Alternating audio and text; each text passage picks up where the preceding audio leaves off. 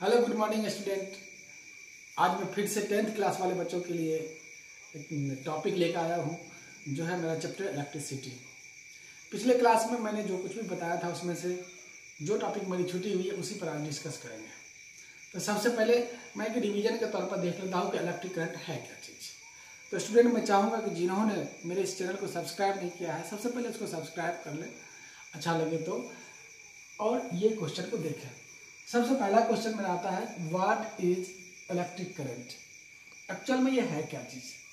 हमने यहाँ पर बनाया भी है, इसको आप गौर से देखिएगा एक मिनट कि ये मेरा कंडक्टर है, ठीक है, और ये मेरा सोर्स है इलेक्ट्रिक करंट का, ये सोर्स है। जब कंडक्टर को इलेक्ट्रिक सोर्स से कनेक्ट किया जाता है तो इससे होकर के चार्ज फ्लो करता है, इस कंडक्टर से होकर के चार्ज फ्लो करता है।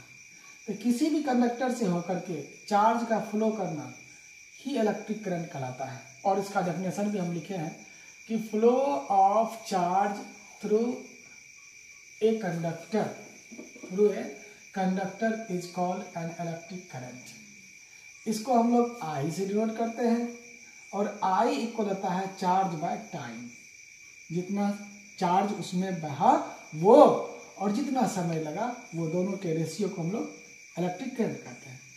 इसका ऐसा यूनिट एम्पियर होता है और इसको जिस इंस्ट्रूमेंट के द्वारा मेजर किया जाता है उसको हम लोग एमीटर कहते हैं। और ये एमीटर हमारे इस कंडक्टर में सीरीज में जुड़ा हुआ रहता है, ठीक है, जिसका हम एक झलक भी रखे हैं कि ये मेरा वायर है AB और ये मेरा सोर्स है इलेक्ट्रिक करंट का, यहाँ पर स्विच लगी है और ये जो है एक इंस्ट्रूमेंट है, ये एम्पियर मीटर है, ठीक है, ये इसको हम लोग एमीटर कहते हैं। इसी तरह से ये कनेक्टेड रहती है। तो स्टूडेंट यहाँ पर कुछ न्यूमेरिकल है जो उस फार्मूला से रिलेटेड है। तो सबसे पहला न्यूमेरिकल आपके लिए है, आप मेरे कमेंट्स में लिख सकते हैं इसका जवाब। तो which unit could be used to measure current. पहला ऑप्शन है वाट, दूसरा है कूलम, तीसरा वोल्ट और चौथा है एम्पियर। इसमें जो सही जवाब है आप कमेंट्स में लिख सकते हैं। अब एक सवाल है, ये बड़ा ही पूछता भी है। तो if the amount of electric charge passing through a conductor in 10 minute is 300 coulomb, calculate the current flow through it. कहा कि कंडक्टर है जिससे 10 मिनट तक 300 कूलम की चार्ज फ्लो कराई गई, तो उसमें टोटल करंट जो था वो कितना फ्लो हुआ। यहाँ पर टाइम दिया हुआ आपको 10 मिनट में, 10 मिनट है, इसको हम पहले सेकेंड में कन्वर्ट करेंगे। तो 60 से मल्टीप्लाई कर दिया, 10 इंटू 60, ये 600 सेकेंड हो गया। और चार्ज हमको दिया हुआ है 300 कूलम। चूंकि हम लोग जानते हैं कि Q इक्वल होता है I इंटू टी, तो I इक्वल क्या होगा, Q बाई टी हो जाएगा। Q का वैल्यू 300 और T का वैल्यू 600। इस दोनों को जब हम कैलकुलेट किए तो मेरा आया 0.5 एम्पियर। यानी कि अगर किसी वायर से 3 कूलम का चार्ज 10 मिनट तक फ्लो कराया जाए तो उसमें जो इलेक्ट्रिक करंट फ्लो करेगा वो 0.5 एम्पियर का होगा। दूसरा सवाल है कि an electric bulb draws a current of 0.25 ampere for 20 minutes. Calculate the amount of charge that flow through the circuit. यहाँ पर हमको इलेक्ट्रिक करंट का वैल्यू दिया हुआ है। जैसे ही एम्पियर हम देखेंगे तो समझ जाएंगे कि ये I का वैल्यू है, तो I इक्वल हो गया मेरा 0.25 एम्पियर।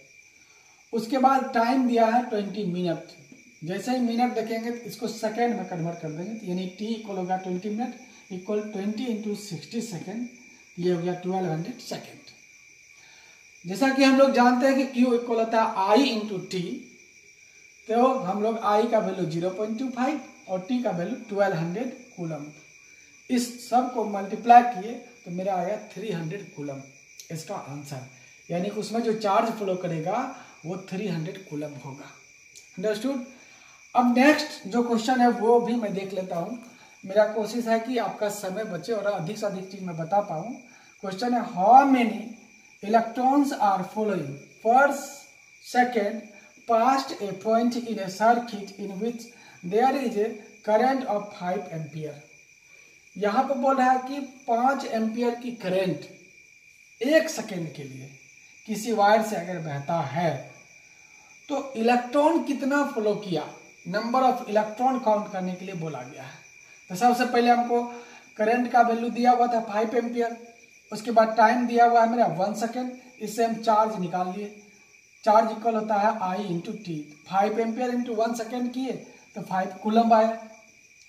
इसको यही रखते हैं। अब चूंकि हम लोग जानते हैं कि 1.602 इंटू 10⁻⁻19 कूलम्ब इक्वल होता है 1 इलेक्ट्रॉन, यानी 1 इलेक्ट्रॉन पर इतना चार्ज होता है। तो 5 कूलम्ब इक्वल क्या होगा, तो 1/1.602 इंटू 10⁻⁻19 इंटू 5 इलेक्ट्रॉन। जब इसको कैलकुलेट करोगे तो कैलकुलेशन के बाद आपका आएगा 3.125 इंटू 10⁻19 इलेक्ट्रॉन्स। ठीक है, क्योंकि ये -19 है, जैसे ये ऊपर जाएगा तो प्लस में आ जाएगा। 1.602 से 5 में डिवाइड करेंगे तो 3.125 लगभग आता है। आप भी अपना कर लीजिएगा, इतना ही आंसर आता है। ठीक है, तो ये कुछ न्यूमेरिकल है जो हम बताने की कोशिश किए हैं। आपके बुक में और भी बहुत सारा न्यूमेरिकल है, अगर आपको प्रॉब्लम होगी उसको तो आप मेरे कमेंट्स में उसको टैग करके भेज सकते हैं, हम उसका सॉल्यूशन यथासंभव आपको देने की कोशिश करेंगे। नेक्स्ट टॉपिक पर हम लोग चलते हैं। अब जो मेरा नेक्स्ट टॉपिक है वो है ओम्स लॉ। इसको हम लोग स्टडी करते हैं। मान लीजिए ये एक कंडक्टर है मेरा AB। हमने इससे पहले वाले वीडियो में बताया था कि कंडक्टर होता है जिसमें इलेक्ट्रॉन इस पोजीशन में जिगजैग पोजीशन में रहता है, इसका कोई सर्टेन डायरेक्शन नहीं होती है। ओम्स ने बताया था कि यदि किसी कंडक्टर को, ठीक है, यदि किसी कंडक्टर को किसी इलेक्ट्रिकल सोर्स से कनेक्ट कर दिया जाए, जैसे बैटरी के साथ,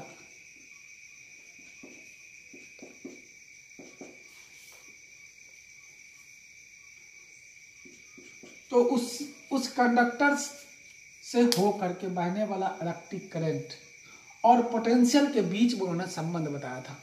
उन्होंने बताया था अगर सर्टेन टेम्परेचर पर, यानी टेम्परेचर को हम लोग कांस्टेंट रखते हैं, उसको किसी भी प्रकार के चेंज नहीं करते हैं, तब अगर किसी कंडक्टर से होकर के इलेक्ट्रिक करंट पास कराया जाता है तो इस कंडक्टर में करंट की वजह से जो पोटेंशियल डिफरेंस होता है वह इस इलेक्ट्रिक करंट के डायरेक्टली प्रोपोर्शनल होता है। उसको हम लिख भी देते हैं, आप नोट कर लो। At constant temperature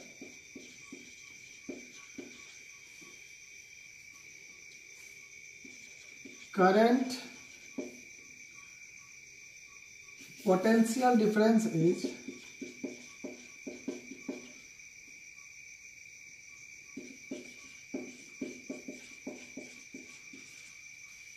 is directly proportional to the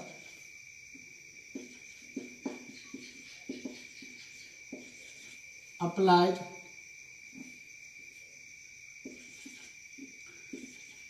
current at constant temperature. Potential difference is directly proportional to the applied current. तो हम यहाँ इसी को देखते हैं, इसी फिगर में कि ए बी मेरा कंडक्टर है। जब आई करंट इसमें पास कराएगा तो ए पर भी ए और बी पर भी पोटेंशियल डेवलप हुआ। इस बात को यहाँ हम लोग लिख सकते हैं, let A B is a conductor which are connected to the battery when I current flow through them at point A, VA, and at point B, VB potential is developed.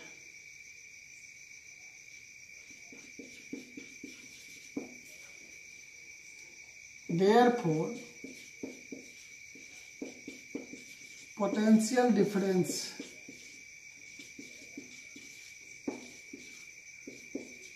between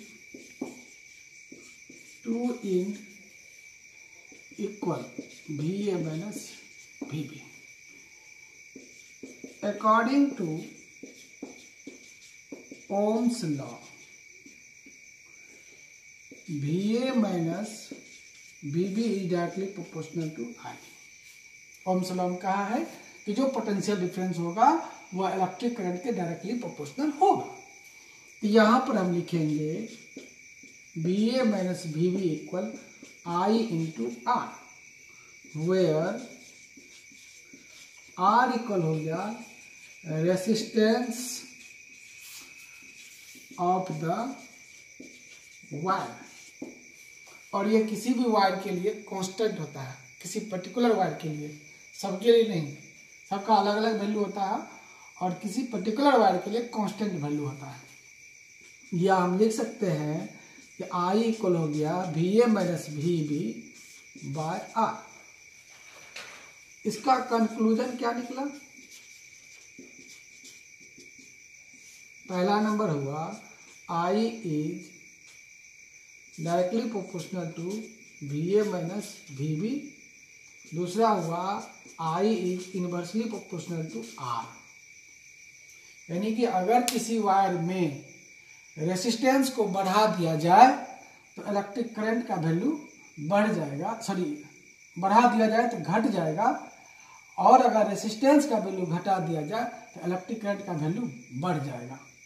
just ऊपर देखेंगे कि अगर किसी wire के potential difference को बढ़ा दिया जाएगा तो उससे फ्लो करने वाला इलेक्ट्रिक करंट का वैल्यू बढ़ जाएगा। ये था ओम्स लॉ। यहाँ पर एक नया चीज मेरे पास आया, वो है रेसिस्टेंस। अब हम इसके बारे में स्टडी करते हैं, तब तक आप इसको लिखिए, हम इसको इरेज करते हैं। तो मेरा टॉपिक आया व्हाट इज रेसिस्टेंस। हम इसको लिख लिए, इसलिए लिखेंगे ताकि टाइम बचे और अधिक से अधिक चीज मैं आपको बताऊं। तो रेसिस्टेंस है क्या चीज? किसी भी वायर का वैसा गुण जो अपने से होकर के बहने वाले इलेक्ट्रिक करंट का जो विरोध करता है, जो अपने से होकर के बहने वाले इलेक्ट्रिक करंट का विरोध करता है, उसी को रेसिस्टेंस कहते हैं। हिंदी में इसको कहते भी है प्रतिरोध। इसको हम लोग R से डिनोट करते हैं, और R इक्वल होता है VA minus VB by I, जो ओम्स लॉ से लिया गया है। ऐसा यूनिट ऑफ R होता है ओम। अब आता है कि ये जो मेरा रेसिस्टेंस है वो किस किस फैक्टर पर डिपेंड करता है। तो रेसिस्टेंस जो है वायर के लेंथ का डायरेक्टली प्रोपोर्शनल होता है।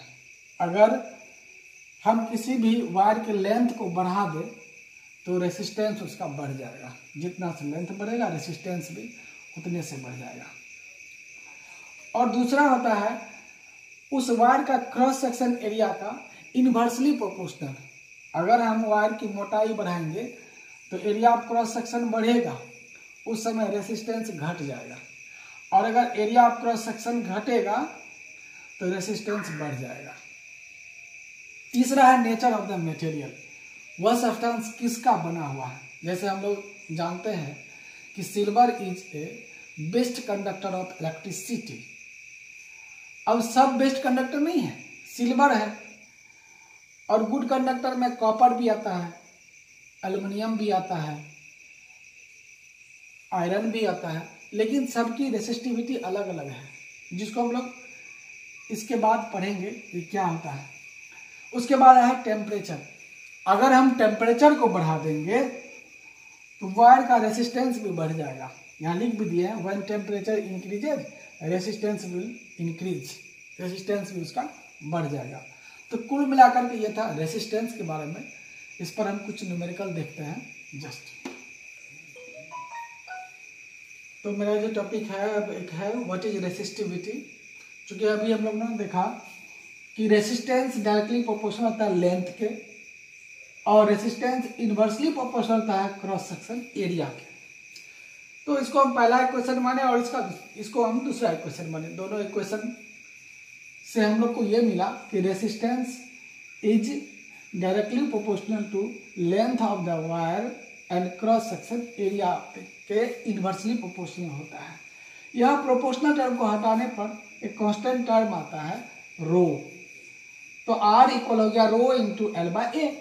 यही रो मेरा रेसिस्टिविटी होता है, यानी कि रो इक्वल हो गया resistance into cross section area by length of the wire.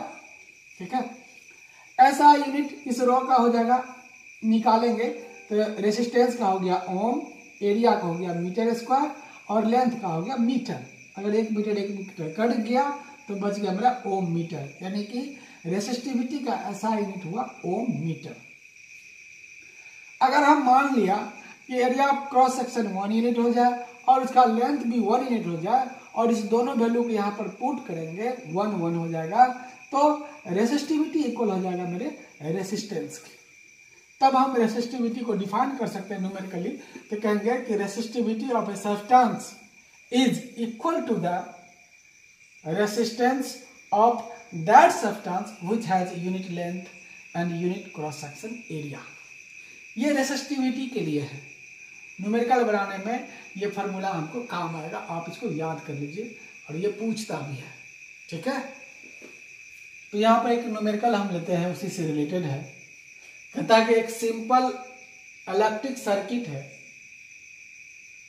जिसको जिस बैटरी से कनेक्ट किया गया है उसका 24 वोल्ट है, वोल्ट पोटेंशियल डिफरेंस, और उसका रेसिस्टेंस है 60 ओम। तो कहता है कि उससे होकर के कितना करंट बहेगा उस सर्किट से होकर के। A simple electric circuit has a 24 volt battery and a resistance of 60 ohm. What will be the current in the circuit? Circuit has a 24 volt battery and a resistor of 60 ohm. What will be the current in the circuit? The resistance of the connecting wire is negligible. यहाँ पर हमको दिया हुआ है potential difference का value, वो है 24 volt, और हमको दिया है रेसिस्टेंस, वो है 60 ओम। पूछ रहा है कि करंट इससे जो फ्लो करेगा वो कितना होगा। सिंस हम लोग जानते हैं कि V इक्वल होता है I इंटू आर, ये ओम्स लॉ से हम लोग कैलकुलेट किए थे। देयरफॉर I इक्वल हो जाएगा तुमको V बाय आर, और यह V का वैल्यू है 24 और R का वैल्यू है 60 ओम। जब इसको हम डिवाइड करते हैं वो होता है 0.4 एम्पियर। यहाँ लिख सकते हैं हेंस I इक्वल हो गया 0.4 एम्पियर। तो इसी तरह की बहुत सारे न्यूमेरिकल आपके बुक में भी दी गई है, आप उसको सॉल्व करेंगे और जहां भी प्रॉब्लम होगा आप या तो कमेंट्स में या जो मैंने पिछले वीडियो में अपना नंबर दिया है उस पर व्हाट्सएप करके हमसे आप पूछ सकते हैं, और मैं कोशिश करूंगा कि आपको संतुष्ट करूं। और इसी के साथ मैं आप सबको धन्यवाद कहूँगा, क्योंकि आपने अपने महत्वपूर्ण समय देकर के मेरे इस वीडियो को देखा भी, और मैंने कोशिश किया कि हम आपको अधिक से अधिक सिखाऊं और समझाऊं भी। धन्यवाद।